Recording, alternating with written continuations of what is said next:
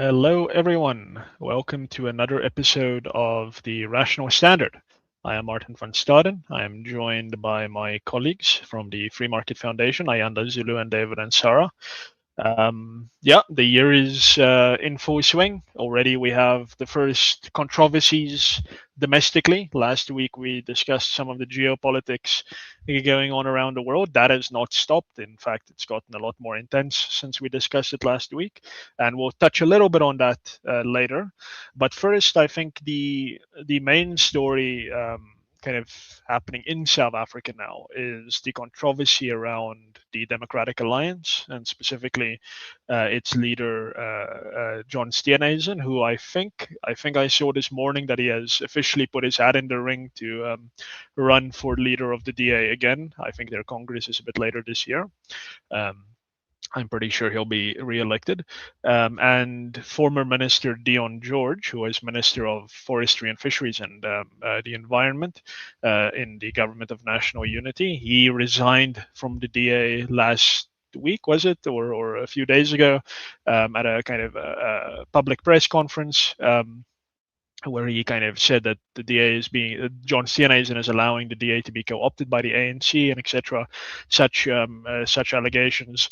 This comes like at the tail end of kind of a tension between Steenhuisen and George, which seems to have started way back when George, as the DA's I think federal finance chair or something along those lines, is said to have revoked Steenhuisen's access to the DA credit card because apparently Steenhuisen used it for personal errands, and it seems like that in some ways being interpreted as leading to Steenhuisen as the leader of the executive caucus of the DA in the Government of National Unity, firing Dion George as one of his ministers and replacing him with Willie Alkamp, who was the DA's national spokesperson.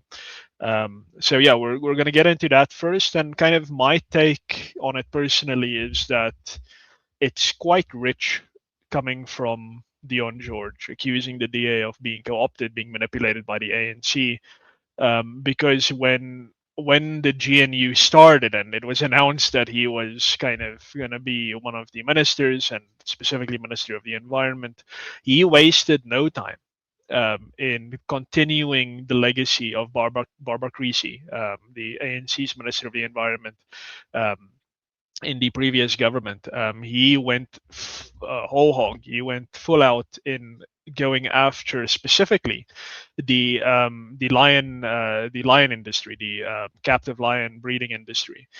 Whereas our view, I don't want to say our view and diminish it. I think the correct view is that if you are interested in animal conservation, you have to commercialize it and incentivize the breeding of those animals so that there are more of them, so that people can make more money out of them, rather than kind of putting them into the wild and getting on your knees and praying to God that nothing bad will happen to these animals that will be poached.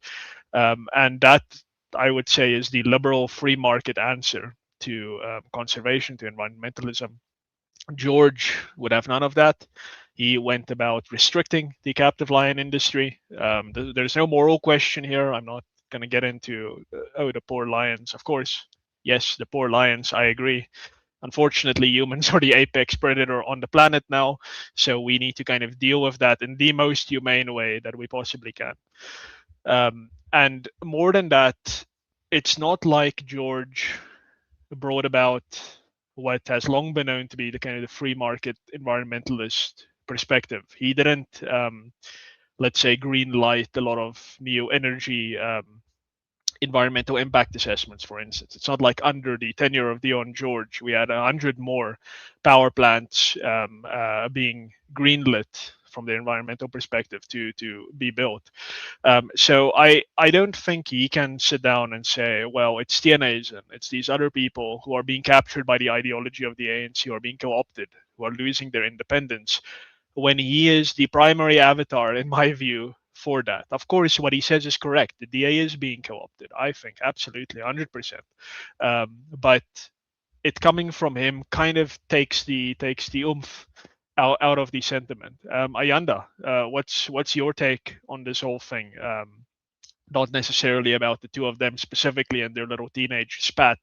Maybe more generally, what do you think about the government of national unity and the kind of inter-party relations?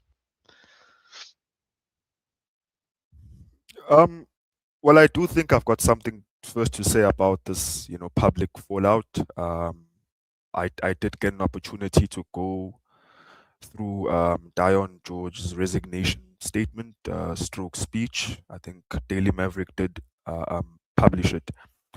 And, I just must say, as a first, that for the DA, sort of strikes me as the kind of party that doesn't want this, kind of dirty laundry to be aired out in the public. There are many other parties in South Africa, like the ANC, for example, that don't really care anymore because, their name has been sold and they have no credibility. But with the DA, you almost get the sense, even from the response that I saw from Helen Zille, she published a statement that they always want to manage these things. So even if there are internal, squabbles or disagreements or whatever, they always want to manage these things and avoid them spilling out into the public. So what has happened now with Dion making that public, statement, I think I do find it quite interesting. But when you do go through the statement itself and what he says, what you do quickly pick up, as you've said, Martin, is that this is a very deeply personal feud that he has with John, and it began, as you correctly noted, last year. I think around March there were concerns that he raised as the federal finance chair about irregularities that he sort of saw with how the party's credit card was being used, and as you said, he blocked the usage of it. So time passes, of course, from March, and in November, you have him being sort of removed as the Minister of Forestry, Fisheries, and the Environment. And in that statement, he actually argues that the point that was made about his performance and other issues surrounding party cohesion was a smokescreen. The real reason why he was removed is because he was doing work in that portfolio, and he was tackling certain criminal elements, as he calls them. And he says that he has submitted a comprehensive, complaint to the public protector, where he argues that this was actually a politically driven sort of move. I was doing real work in this ministry, and I was removed, and John himself was pressured to remove me because he's been captured by criminal interests, quote unquote. That's what he actually says in the statement itself. So these are very damning allegations. There's also allegations that he makes about the finances. He says that yes, the Federal Legal Commission in the DA has cleared him that there was no financial wrongdoing on his side, but he says that's a whitewash. He believes that the books were cooked and everything. So this to me does really appear to be a deeply personal feud between both of them. I think Dion has made very serious damning allegations, and I just want to see how the entire thing is going to pan out. I do believe that there are internal processes underway within the organization to test some of these allegations. So I think we're just going to wait for that process to unfold and to see what happens. But to the other part of his resignation statement, because I believe that there are two parts to it. It's some of these personal allegations that he makes, but there's also allegations that he makes against the DA itself as an organization and sort of the direction that it has taken under John's leadership, and also now within the context of the GNU. He makes the argument that he believes that the DA has been co-opted, and an argument which I myself have made. I was honored to be a part of Solidarity's documentary last year, where in fact I made this point, and I said that it is also my view that the DA has sort of been co-opted, and that its independence as an organization can be questioned if you look at some of the things that have happened. And in that regard, he also makes a number of statements. He speaks about race laws, which I think was very important. I was actually impressed by that. He makes that point. He also speaks about DIRCO as well, and how and he alleges that DIRCO has also sort of been captured, and that it's serving special interests. And I think if you look at what has been going on in DIRCO, in that institution, you know, even if there is no evidence, I have no evidence myself. I think if you look at some of the things that have been going on there, and we'll speak about this later as well, in terms of these naval drills. If you look at what has been going on and what has been happening in that institution, I think those kinds of allegations, at the very least, at the very least, I think deserve to sort of be engaged with and not be dismissed. I think it's important for us to engage. But just a broader point, Martin, the critiques that he makes against the DA in the government of national unity. I mean, years ago already, we made the argument that there were risks involved in the DA joining the GNU, and that there was another alternative arrangement that it could have opted for, confidence and supply. I think we've spoken about this before on the rational standard. But the important point that Zakes made in that episode was that, of course, the DA already had ideas, so we were just really saying our own thing, but they already had ideas. They already knew what they were going to do. And it was sort of not unfair, but in a sense unrealistic to expect them not to enter the GNU, because from their perspective, at least if you look at it from their perspective, they were like, this is an opportunity for us to distinguish ourselves from the ANC, to show why we actually deserve to govern. I think that's sort of the point that Zakes made, and I could understand it. So it was, in a sense, unrealistic for us to expect them not to enter. So they entered the GNU, and I think some of the issues that we pointed out then, we are now vindicated in a sense. I mean, I have many critiques of them. For example, one of them is what happened when they went to the White House last year with Ramaphosa. Steenhuisen was in the White House sitting alongside Ramaphosa, and I think in that moment he had an opportunity to push back against some of the things that the president was saying, but I think he did not push back against them, and you almost got the sense that he was agreeing with the things that were being said by President uh, um, Ramaphosa. I think for me that's one thing which stands out, because there and then you actually had an opportunity to articulate these issues which you believe should be on the agenda, on BEE, on farm murders, and the other things as well, kill the poor, and the Expropriation Act, crucially as well. You had a chance to actually speak about all these things there, and you did not do that. You chose to sit there and to watch the president doing damage control. There are other critiques as well. You yourself, Martin, I think at some point have been involved in some kind of engagement with the deputy minister at DTIC, and you raise certain arguments against him, which I fully agree with too. And they all feed into this GNU and into this topic of co-option, which Dion George himself also speaks about in the article, and how he can no longer, in good conscience, really remain in an organization that he believes has lost its way, has compromised its own independence, and can no longer, sort of claim to speak for South Africans, or claim to speak for its constituency.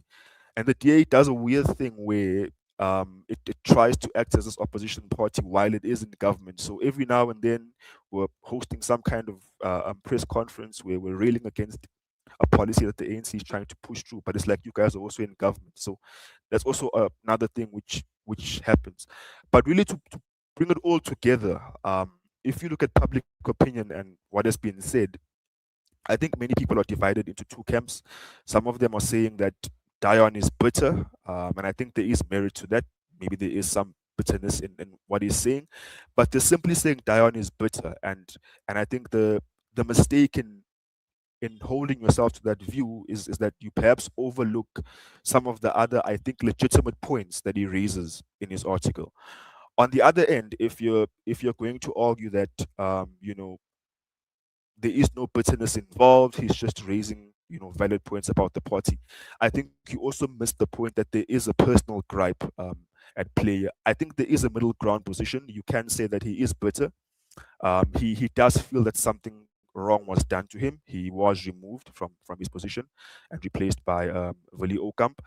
But on the other end as well, I think he is raising very, very valid points about the direction that the DA has taken now that it is in the GNU, and how broadly Dion himself is not the only person who has been raising criticisms.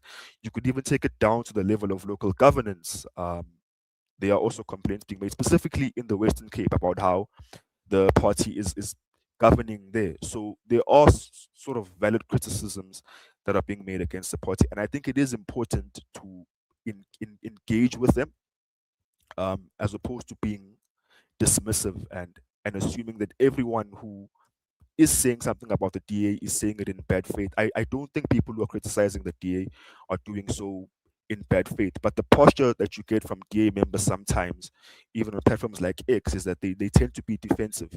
And even when you're trying to make a point, you get a sense that they aren't really trying to listen to you and what your point is. But back to your question, Martin, on the GNU, my simple argument is I believe that the DA, in fact, has been co-opted.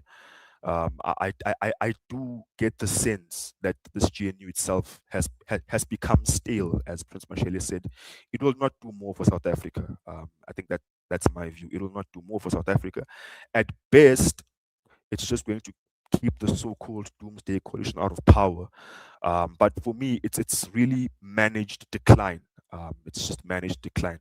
That's what I really get the sense it is. Mm, mm. Thanks, Ayanda. David.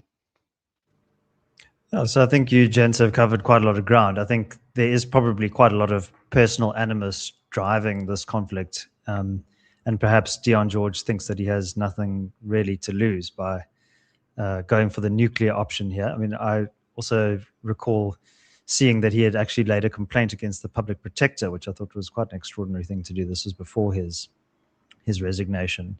So clearly that relationship internally is totally broken down.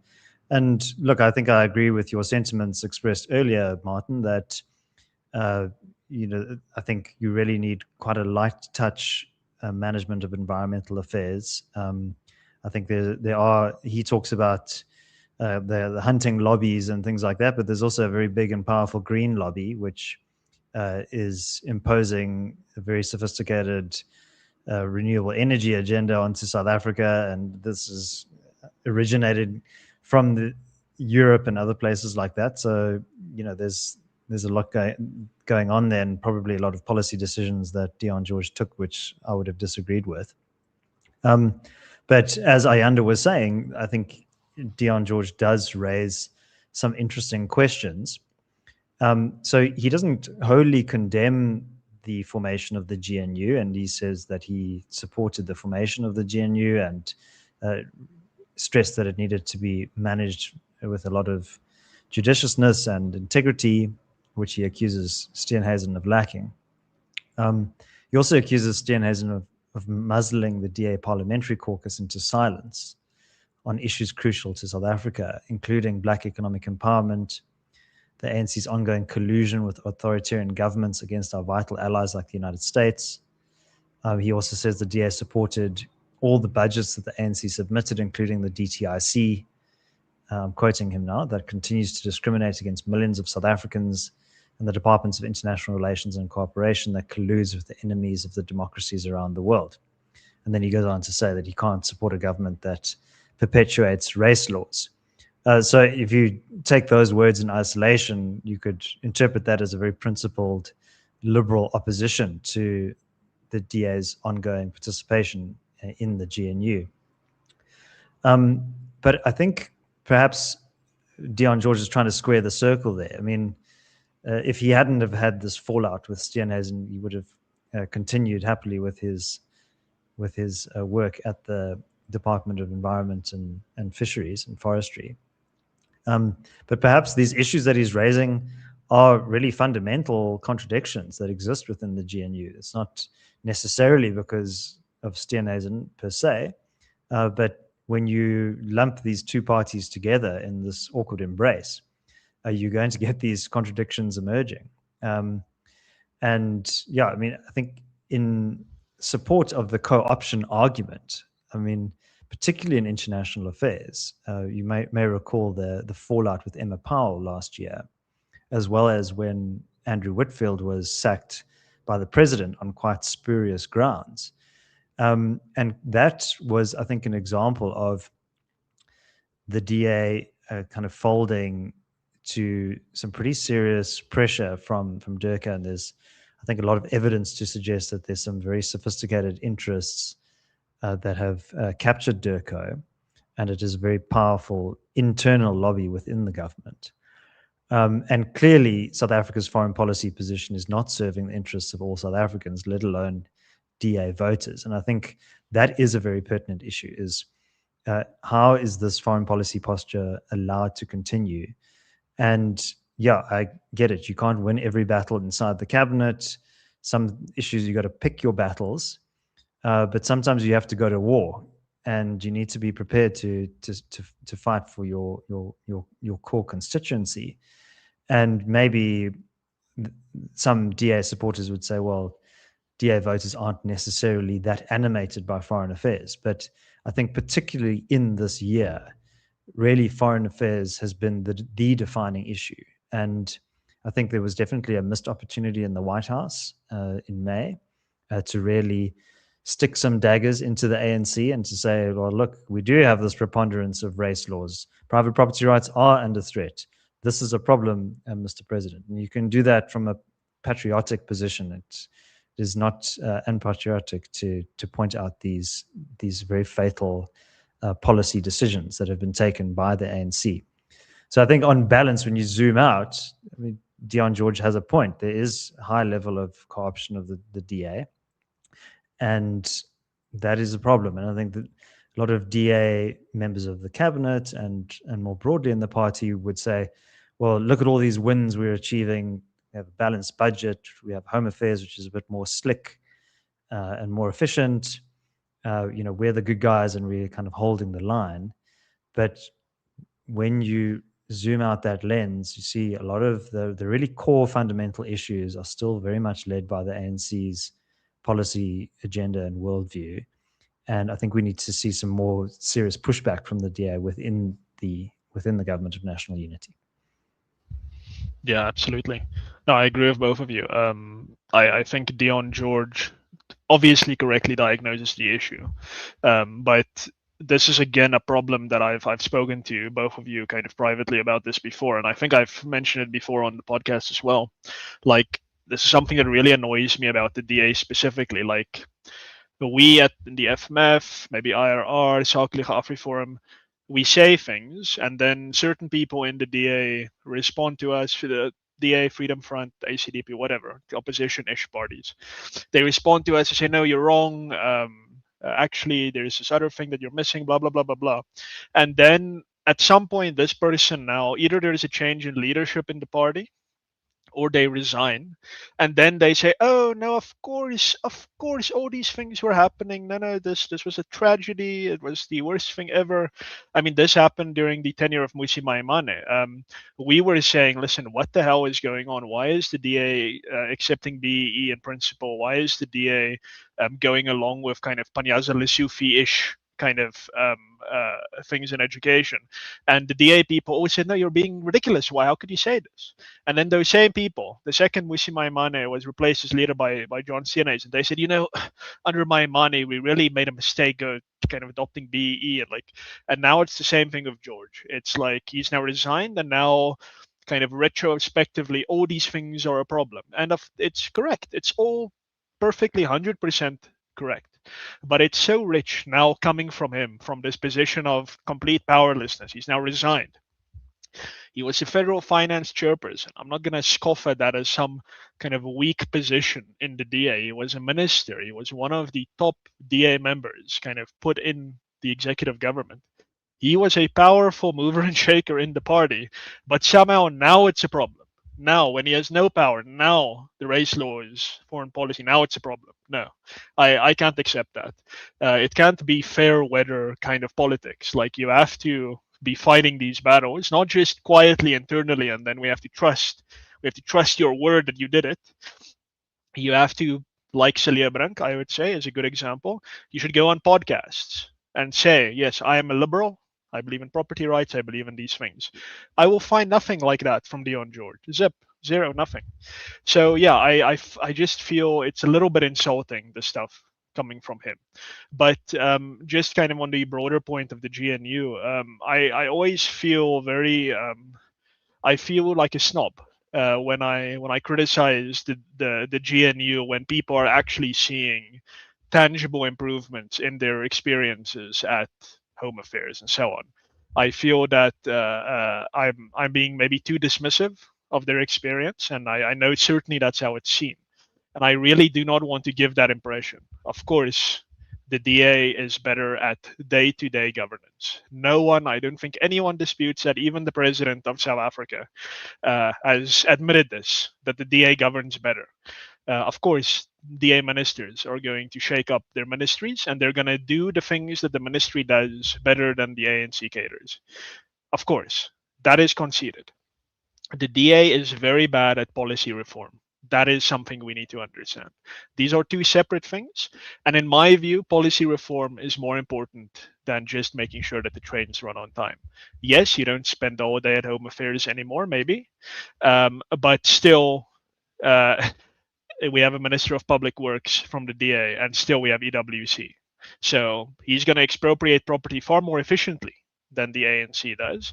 And in some sense, that's a good thing. He's going to pay compensation quicker than the ANC would have. He's going to make sure that the owner receives all the information on time, and the owner understands what's happening, and they're guided through the process. That's a good thing. It's a good thing to expropriate efficiently. It's a bad thing to expropriate without compensation more efficiently. And that is kind of what we get with the DA in this kind of government.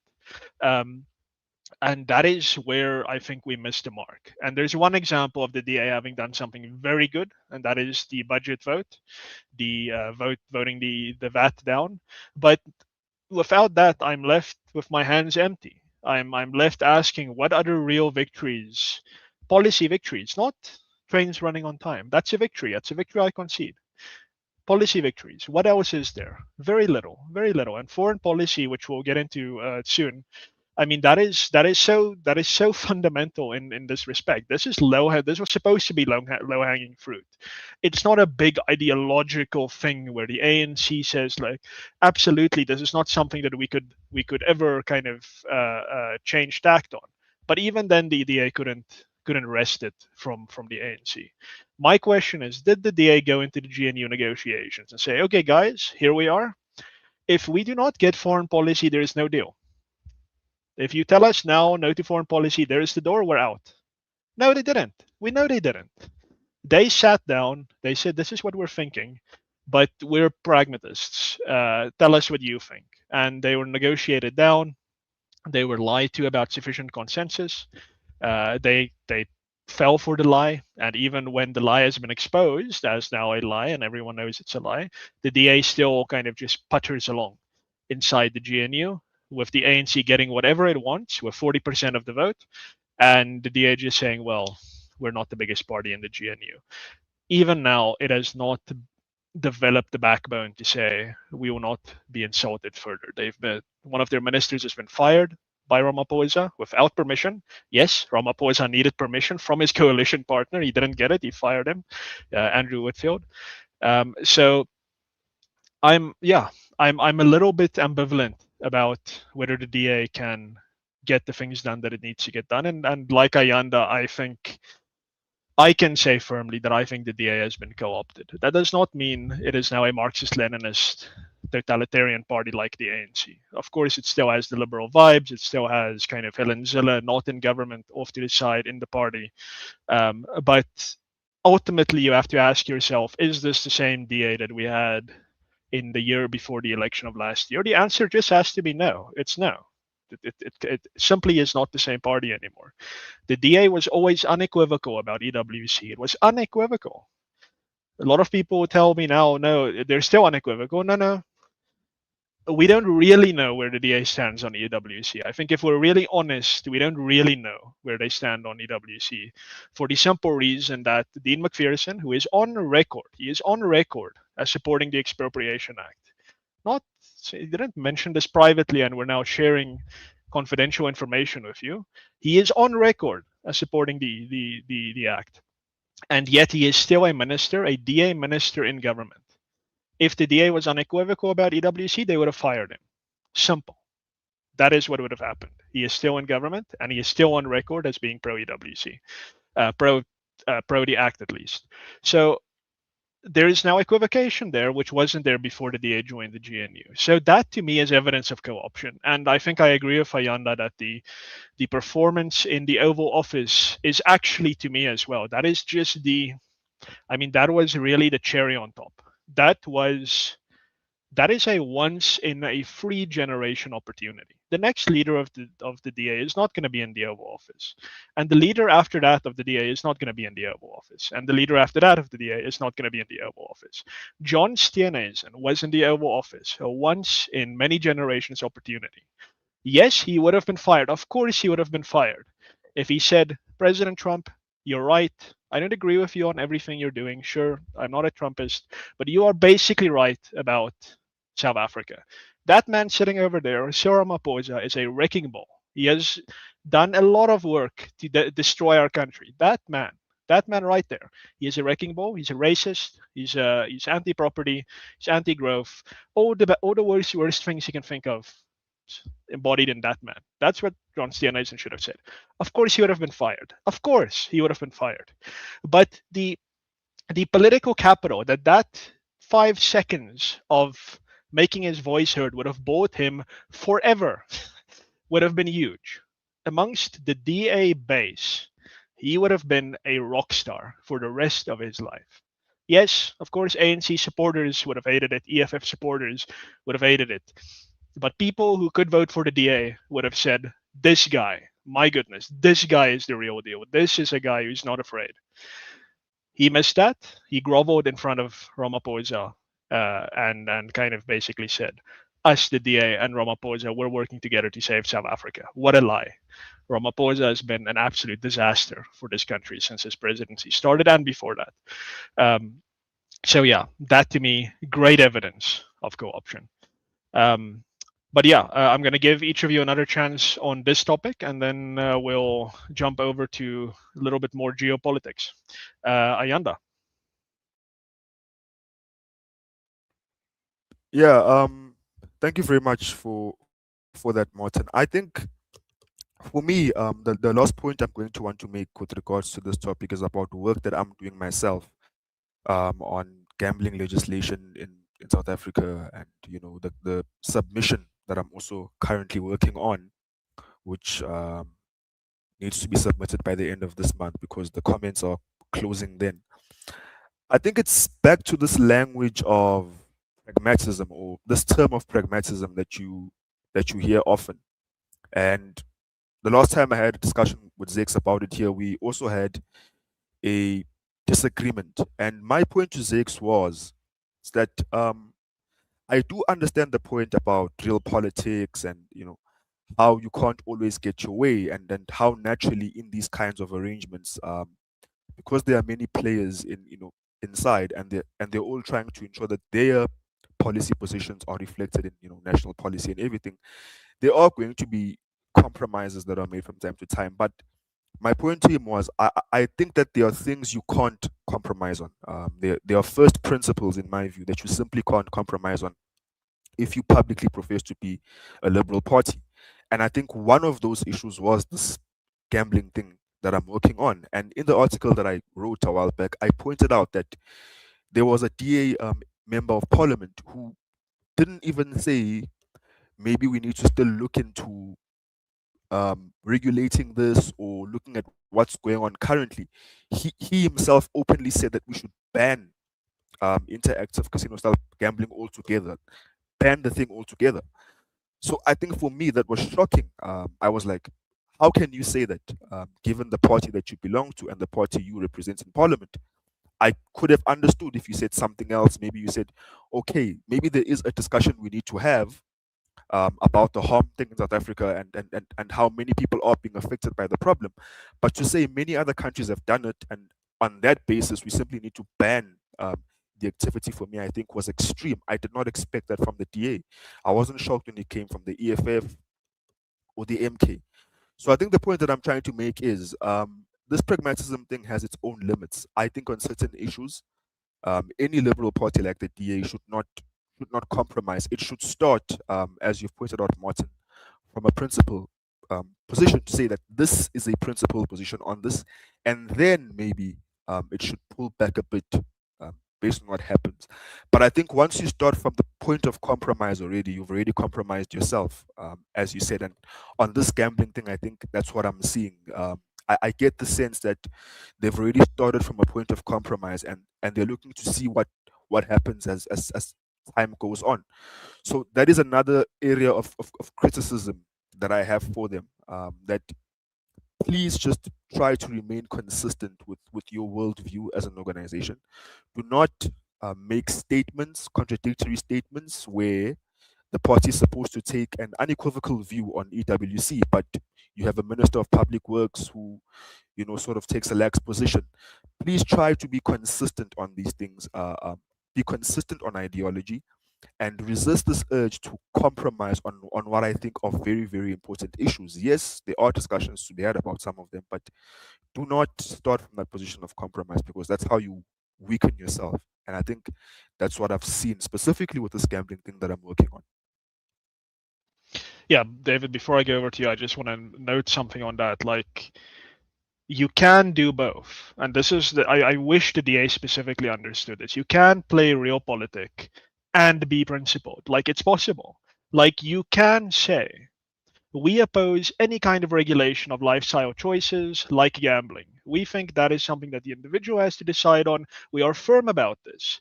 However, we have no power to stop this. Nothing. We have no power. We were arguing against it.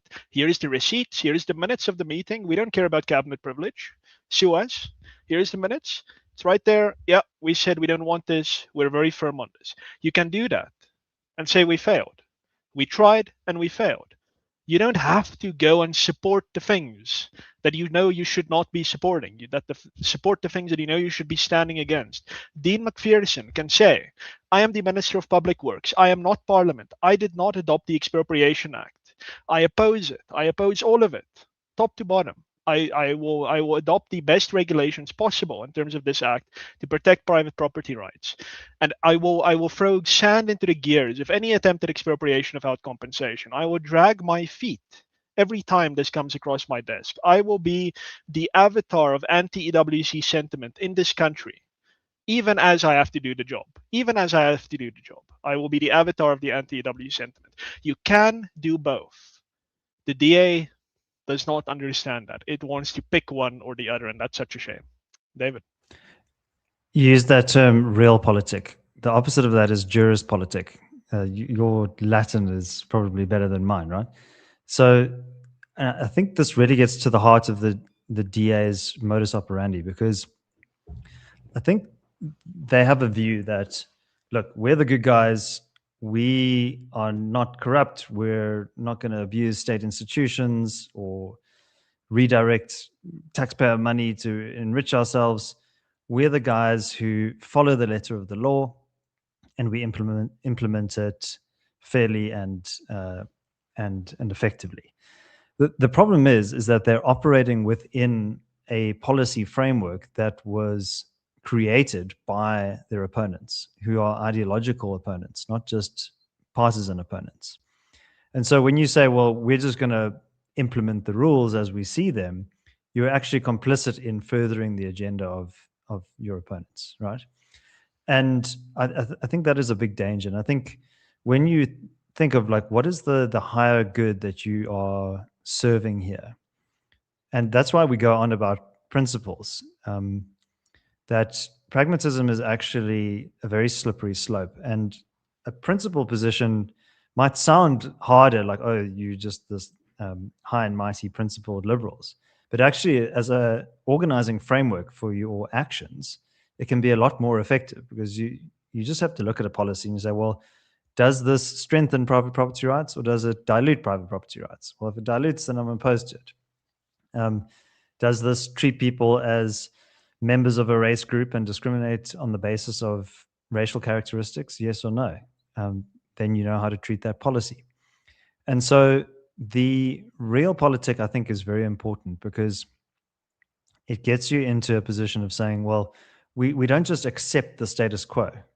And I think the DA was moving towards that a little bit in the third quarter of last year with the Economic Inclusion for All bill, their alternative to BEE. But now Dion George is saying, well, they just blindly adopted the budget of the DTIC, which is the epicenter of race law in South Africa. So yeah, and I was very supportive of that. I think it was very important to have a very clear alternative to say, like, this is our vision for what empowerment, real empowerment, can look like.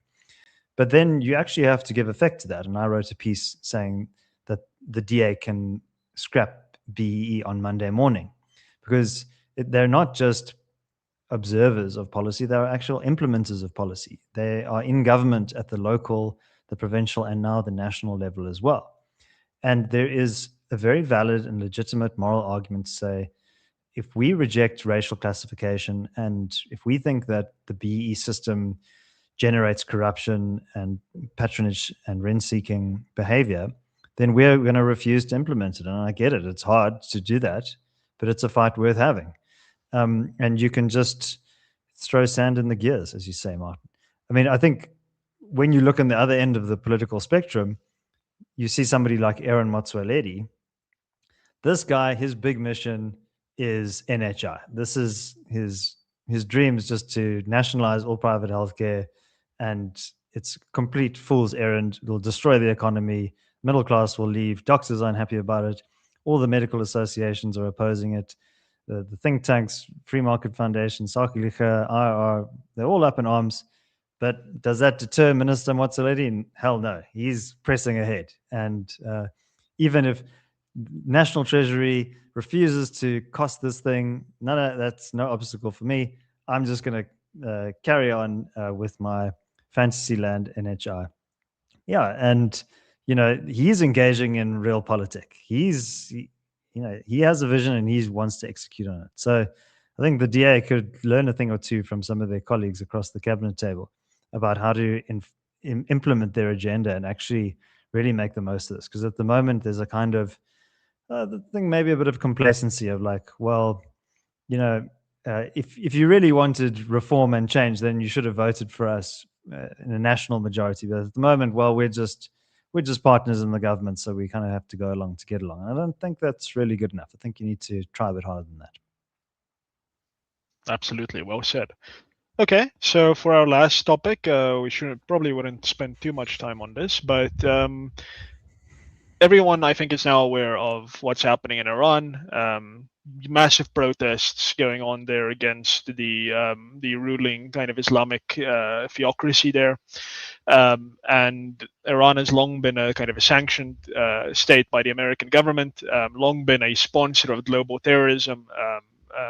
Whether it sponsors the ANC, that's kind of maybe yes, maybe no, but it certainly sponsored Hezbollah, Hamas, kind of various groups like that, very openly, very obviously.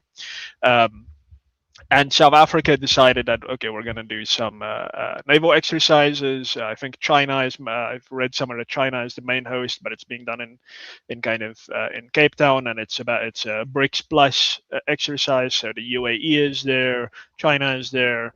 I think Russia is there, and of course Iran was also invited. I think the invite probably went out before the protests started, but now the exercises started, and the United States obviously rightly reacted with some level of horror that this was happening, and we were told that the so-called commander-in-chief of the armed services in South Africa, Cyril Ramaphosa, told the Iranians, please withdraw, and told the Defense Department that he has requested the withdrawal of the Iranians. And we were told, okay, the Iranians have been communicated this. Fast forward a day or two, and the Iranian ships that are in Cape Town at Simonstown participated in the exercise.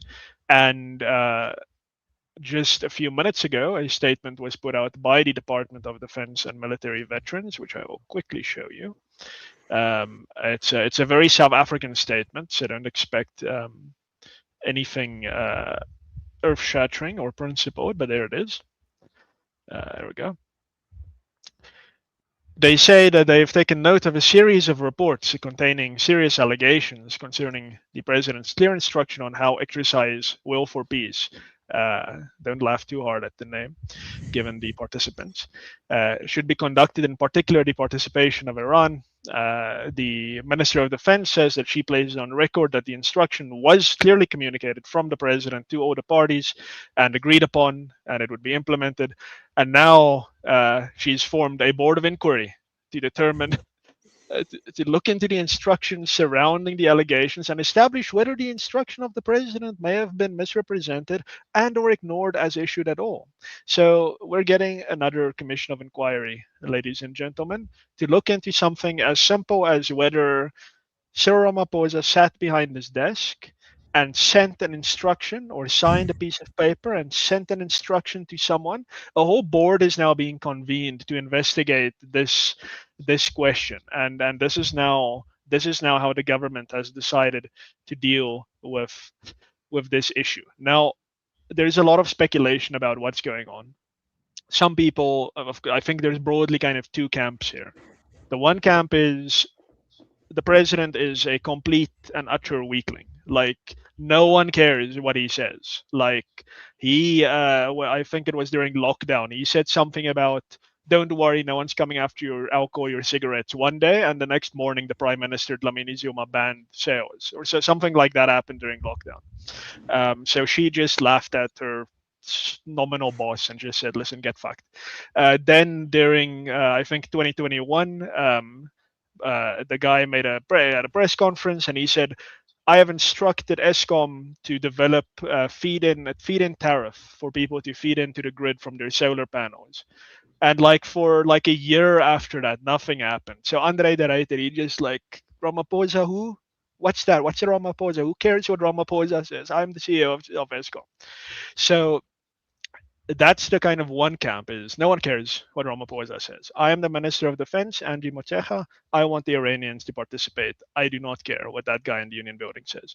The other camp, which I fall into, is that there is kind of an elite compact in South Africa amongst our supposed governors, whereby they're like, okay, people are upset about Iran kind of participating. Cyril Ramaphosa, I'm going to kind of pretend like I'm asking the Iranians to withdraw, but you know, these are our friends actually, so just let them participate. We don't want to insult our benefactors in Tehran.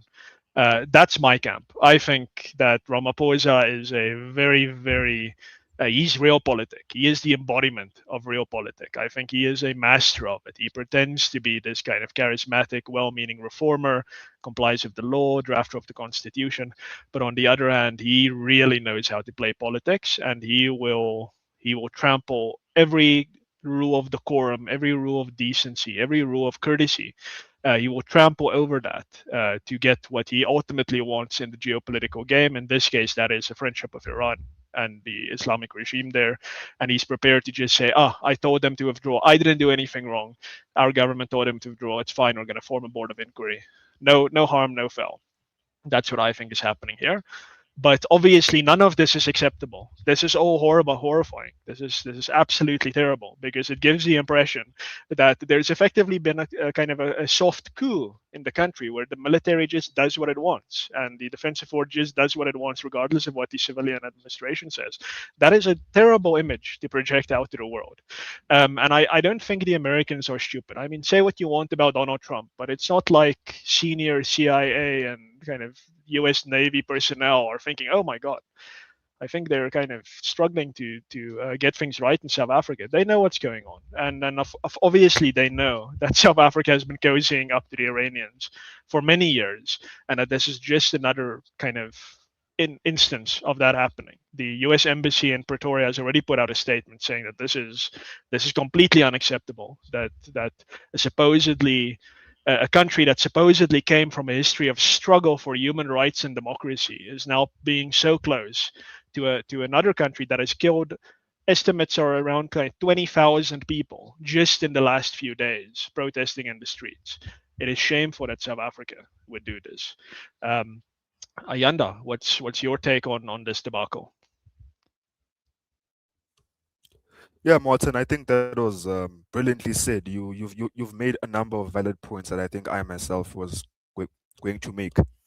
But I think the first important point you've raised is that there is context here in terms of this relationship and the cozying up to Iran, which is a state which sponsors terrorism. I don't think that is a secret. So we have from time to time seen this causing up. I think it was last year at some point we saw one of the NEC members of the ANC, in fact, meeting members, who come from that part of the world. So I think this causing up is not a new theme. We have seen it. There have been serious allegations against the ANC itself, that it had financial issues. It could not pay its own staff members, and suddenly there was this huge change of money that comes in, and no one can really account for it. And while you have no evidence, you can only wonder if there is any sort of link or connection between those things. The ANC solving its financial problems, and suddenly we're now taking Israel to the Hague and stuff. And I've raised this point before, and I've been challenged to provide evidence, which I don't have. But I think my point is, if you look at this context and the causing up, then naturally these are ideas that you start entertaining, even if you don't have any evidence really to back what you're saying. I think there's going to be a lot of talk about non-alignment and neutrality, in the context of what has happened now with these Iranian warships which sailed into False Bay and docked at Simonstown. A number of people will speak about how we're non-aligned as South Africa, and anything. And I think, okay, if you're going to say that, then as you pointed out earlier on, Martin, would you have endorsed states that took that position during apartheid? I think Desmond Tutu, the late Bishop Desmond Tutu, made a very brilliant analogy about this. He said, if an elephant has its tail, has its foot on my tail as a mice or a rat, you might say that I'm neutral, I won't be involved, but I don't think that the mouse or the rat is going to appreciate your neutrality. You not being involved, or you're not doing anything about it. So I think this is a very good analogy. I would argue for what's happening now in Iran. They could well argue that we are neutral, we're non-aligned, and whatever. But it's like the people who are in Iran, who are protesting, who have lost their lives, are not going to appreciate that position. And I think it is abhorrent. It is abhorrent for us even to even have these Iranian warships in South Africa. I think it's an abhorrent thing. I think the USA is correct, is entirely correct. It's an abhorrent thing. We cannot in any way be seen to endorsing or aligning ourselves with a state that has unleashed violence on its own people. You mentioned the figure of 20,000 in the past few days. That is such a horrible thing. I think there's no justification for it.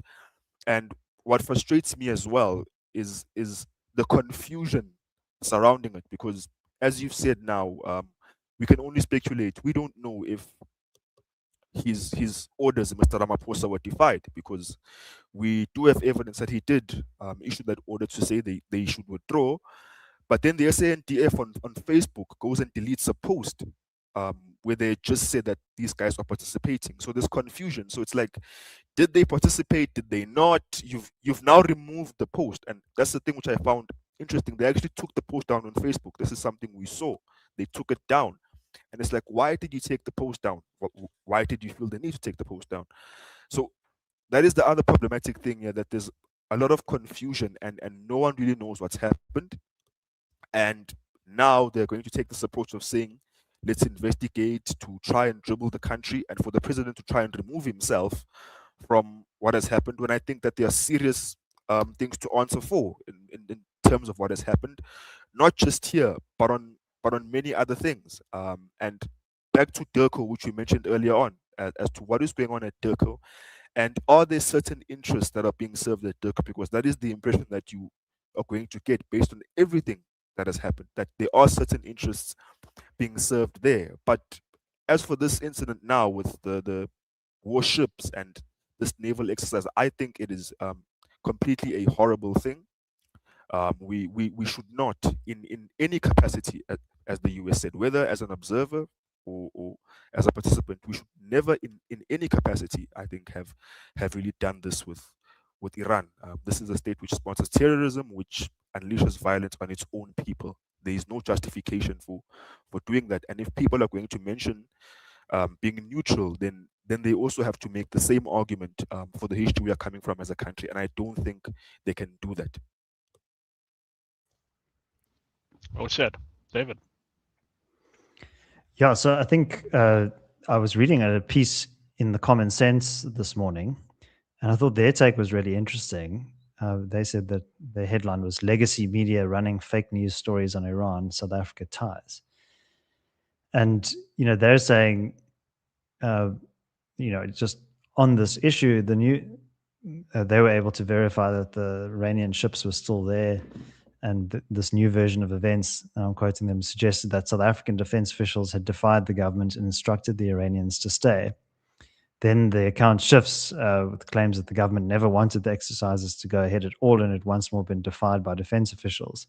So they say, which I think is a pretty good point from the Common Sense, if any of that were true, it would amount to something close to a coup d'etat. A handful of officials would have hijacked the entire operational capacity of the South African Defence Force to arrange and host a hostile power for a week of naval exercises at a strategic naval base in direct opposition to the instructions of the government and the president. So, yeah, if you just apply that logic, it makes perfect sense. Like, I mean, either the state and the executive is so weak that they cannot even bring their own armed forces to order. Maybe it's an example of Hanlon's razor, where everybody's just so incompetent that even basic instructions can't be conveyed across the government. So it's incompetence rather than malice. But yeah, I think there's probably something a bit more sinister at play, because if you consider the shady dealings, the relationships with Iran, visits to Tehran, the fact that there was Hamas delegations at the ANC elective conference in 2017 when Mr. Ramaphosa was elected. There are a lot of networks and ties. I mean, I understand that Hamas even has an office in Cape Town. So, there is this is how Iran operates, through a network of proxies. And if its proxies are operating in your country, if you're visiting that country, swearing allegiance to them as one of the military generals did, then that's, I think, major red flags there. And so on a more skeptical reading of this commission of inquiry, or this special investigation, might just be a way of saying, okay, well, we're going to basically just hide behind proceduralism and optics rather than really address the fundamental issue. And so I think this is basically a way of keeping the Iranians happy, but then also showing to the Americans, we kind of, this was just a bit of an oopsie, and sorry about that, just forget it ever happened. So I think a very classic South African disorderly event that unfolded this week. No, absolutely. And yeah, I think they've tried this before on foreign policy issues. I think with the Lady R incident, they appointed a board of inquiry. I think with that that South African general in Iran, kind of pledging to a relationship, they had a board of inquiry after that. And now they're doing a board of inquiry again, when in fact a lot of people should have already been fired. Like, I think there were examples of senior members in the U.S. military defying something that Donald Trump ordered, and he basically fired them within, I think, hours of them saying those things. They're just gone. I don't necessarily agree with knee-jerk state policies being done. I do think the relationship between the commander-in-chief of a military and the top brass of the military does change that equation a little bit. I think if what we are being told now is what in fact happened in South Africa, of the military is effectively disobeying the president, I think the appropriate thing would have been done was for Ramaphosa to say, firstly, you're all fired. All of you are fired. You're done. Then we're going to establish a board of inquiry and understand how this came to be. But rest assured, you are fired. Or at least You're be done. suspended. I mean, Yeah, I mean, suspend without pay, kind of something like that. But I think if they really wanted, if this really happened, if this was really sincerely Ramaphosa saying, okay, we don't want this thing to happen, I don't want the relationship with the United States to be harmed, that is my priority as the political leader of the state, Those are my instructions. If that is truly what happened, and the military was like, whether due to malice or incompetence, the first words out of his mouth should have been, "You're done. This is not gonna be. This is not gonna work. You're done. You're out." And he should have done this for that general as well. That investigation cleared him. Just as a reminder to everyone who didn't follow it, that guy was cleared of any wrongdoing. And of course, the South African government cleared itself on the Lady R incident as well. So who's falling for this? Obviously, the Americans aren't falling for this. I don't know. I'm sure a few kind of ANC and EFF and MK bots on Twitter are falling for it and saying, "Oh, they investigated. Clearly there's no wrongdoing." But no one who really matters is falling for it. But this is still the approach that we've opted for, is these board of inquiries that somehow, as you said, David, is kind of this proceduralist facade of us saying, "Oh yeah, we actually didn't do anything wrong. There was some mistake, and we've investigated it according to the best principles of due process and so forth." I mean, come on, please. This is such a joke, seriously. And it's just what I've been saying for a while. It is the ANC deliberately sabotaging the relationship of the United States. We all keep saying, "Oh, please, goodness, don't do this. We're going to be harmed if you continue to destroy the relationship of the US." They don't care. The intention, the goal is to destroy the relationship of the US. That is now so clear to me. That is so clear. And David, you've often said, if Ayanda brought up the non-aligned thing, I mean, what a joke. But you've often pointed to India. Like, you can do the non-aligned thing. It's possible. You can do it. We've not adopted the Indian approach. We are calling ourselves non-aligned and proceeding to be very aligned to the enemies of the West, and that is very deliberate. That is not a mistake. That's not something that you investigate. That is a matter of state policy, and our friends in the DA, the Freedom Front, who else is in the GNU nowadays, the IFB, they have been not just powerless to stop it, but I have seen no evidence that they've even tried to stop it. So that's the situation we kind of find ourselves in. And I'll give each of you a last word on this before we close. So there's a very interesting piece. Sorry to overtalk there, Martin, but Jonathan Katzenellenbogen, who's a writer for the Daily Friend, the IR's online newspaper, he made a really interesting point in his column this week, which was people look at the actions of the South African government and say, "Oh, this is driven by old apartheid era Cold War loyalties, like the fealty with Russia or Iran, that this is kind of payback for the support that those countries gave to the ANC."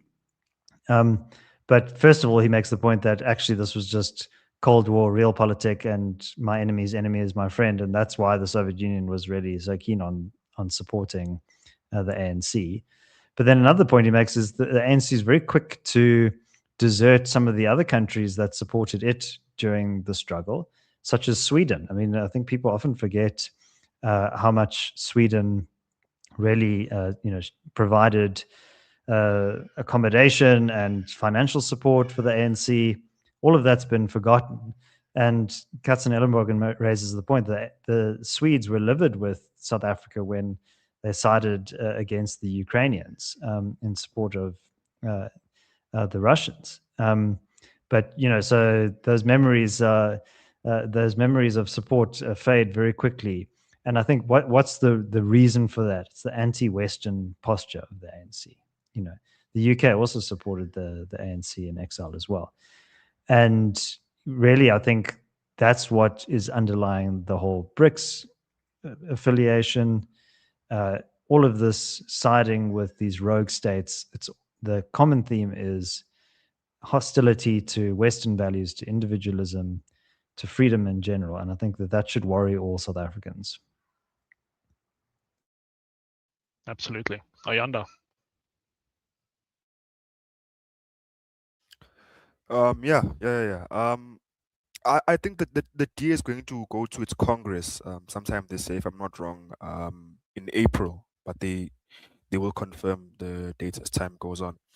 But I think the Congress that they are going to this year presents them an opportunity really to reflect on some of these issues that we've spoken about today, but just to reflect on themselves, the GNU, and the position that they find themselves in, and to engage with some of the criticisms that have been leveled against the party, which, as I argued earlier on, don't always come from a bad place.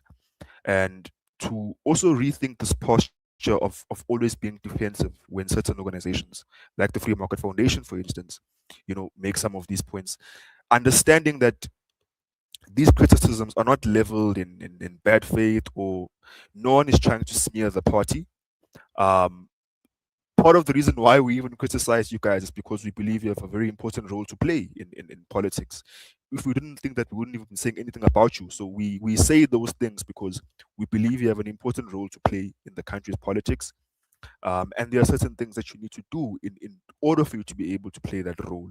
So don't always be defensive, and not concede at times, or even be willing to listen, because that is the kind of posture that made you lose votes back in 2019 to VF Plus. So it's important to listen and be willing at times to take the heat and to listen to what people are saying, because if you are following, there are criticisms being leveled. So I think Federal Congress is a good opportunity for them to do that, and I hope that they come out, or they emerge from that as a stronger party, united, and are not really affected by these internal rifts that you're seeing. To the Iran thing, which we've just discussed now, to reiterate my point, I think, as David has also noted, he made a very good point about Sweden and how it supported the ANC. I think they need to stop looking at the world, as David pointed out, through this Cold War era lens that they seem to look at it from. You even hear this in some discussions that you have with people, and they're like, we need to stand behind Russia, for instance, in this case, and whatever Russia does, we must never oppose Russia or take a position that stands against Russia. We should always be pro-Russia. We should never take a pro-Western position, as they call it. And the point that you always want to make to them is that this is not the same country that existed then. It's not the same country that existed then. Then you had what was known as the Soviet Union. The world has actually changed since then. We now live in an entirely different from that one, and you can't move from that logic that this is, still the same institution that we had back then that supported us. But I don't think that is something which some of them have really processed or internalized. To them, they still see the world through that lens, and that explains their position on a number of things. Even here on the African continent, they have been afraid to take a more assertive position against some states, precisely because they fear that label. And I think that's part of the problem that explains why they're doing these things. But it is completely wrong for them, in my view. It is completely wrong for them, in my view, to cozy up to a state like Iran that not only sponsors activity that destabilizes, or is meant to destabilize, other regions in the world, but also oppresses its own citizens. That is, I think, the line for me. If you've crossed that line, I think none of us should stand with you. None of us should be seen to be standing with you. It is truly a horrible thing, and they should hang their heads in shame. But they won't, of course. That article that I mentioned by Jonathan Katzenellenbogen, one of the other good points he makes is this year is the 50th anniversary of the Soweto uprising of 1976, which really galvanized the international community to pay attention to what was happening in South Africa, and a wave of sanctions, divestment really followed those events. There was a long campaign against the apartheid state before. And here we have innocent Iranians being gunned down from the rooftops, being executed en masse for really expressing their democratic and legitimate rights and their concerns over the state of their country and how it's been mismanaged. And yeah, I think the term hypocrisy is often bandied about, but in this case, I think it is really the most extreme and visceral form of hypocrisy that the ANC loves to draw on the moral cachet of its fight against the apartheid state, and yet it turns the other way when really grave human rights abuses are committed in other countries that it is aligning itself to. So I really think that this is a real stain on the conscience of the ANC and its foreign policy establishment. Yeah, no, well said, both of you. And I think, it's relevant to point out the 50th anniversary of the Soweto uprising. It's also I believe, the 100th anniversary of the adoption of the Mines and Works Amendment Act, or the 150th anniversary. That was in 1926, which kind of strengthened what was then known as the Color Bar Act in South Africa. So it's an important year for race law in South Africa, and from the ANC side, the response to race law in South Africa, and from the freedom movement. But maybe even more relevant is that it is the semi-quintennial, the 250th anniversary this year of the adoption of the Declaration of Independence of the United States. And I mean, I don't have to repeat the line to those who are listening, but it contains that very essence of what we believe in. The idea that all men are created equal and they're endowed by their creator or by nature the right to life, liberty, and, in their view, the pursuit of their own happiness according to the standards that they set for themselves, and that governments are established by the free people to protect those rights. And if governments do not protect those rights, and worse yet, aggress against those rights, the people have a right in nature to topple those governments and to establish them with governments that do respect those rights. And really, that is such a perfect embodiment of what we've been discussing now. Well, in the first place, yes, we don't criticize the DA from a position of malice. We don't want the party to fail. We criticize it from the perspective of, we've known liberalism for centuries now. You can draw a direct line from Adam Smith to the Democratic Alliance today. Adam Smith, after him, John Philip, Dr. John Philip, an English missionary, a Scottish missionary who came to South Africa to kind of fight against race-based discrimination, to spread Western values, Western liberalism specifically. From him, Saul Solomon. From Saul Solomon, you had William Schreiner. From William Schreiner, you had Jan Hendrik Hofmeyer. From Jan Hendrik Hofmeyer, you had people like Ray Swart. From Ray Swart, Jan Steitler. From Jan Steitler, Helen Suzman. From Helen Suzman, Helen Zille, and so forth. You can draw that direct intellectual line from the rise of classical liberalism in the West to the party that is the DA today. And when we say the DA is missing the plot, it's doing the wrong thing, it's not like, oh my God, we wanted positions in the government and the DA is kind of hogging it up, or the patronage. No, we think on a principled level, you're doing the wrong thing for what South Africans need to be free. And that applies as well then to our foreign policy. The people of Iran are doing exactly what the Declaration of Independence, as that core piece of global liberal literature, says that they have a natural right to do. And that is to topple their regime and replace it with a government that respects them as people with dignity and agency, and allows them to live freely. The ANC, our government, has taken the opposite side of that and said that no, the Iranian people actually deserve to be killed in the streets like dogs, because they have to bow before a theocracy that does all the opposite things of what our constitution says. Let's put it that way.